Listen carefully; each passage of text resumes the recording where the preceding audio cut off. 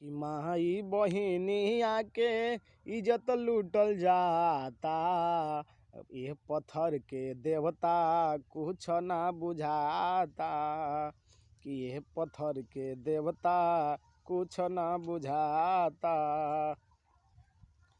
कि दिन ई दिहाड़े गोली मारल बीच जाता। दिन ई दिहाड़े गोली मार्केट में मारल जाता। ये पत्थर के देवता कुछ ना बुझाता रौरा।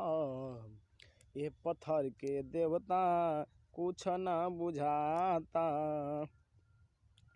माई बहिनिया के साफ नंगा इज्जत लूटल जाता। माई बहिनिया के इज्जत लूटल जाता।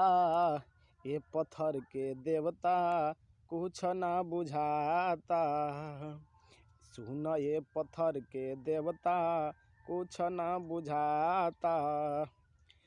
अवतार लेके आव कल युग में ए विधाता।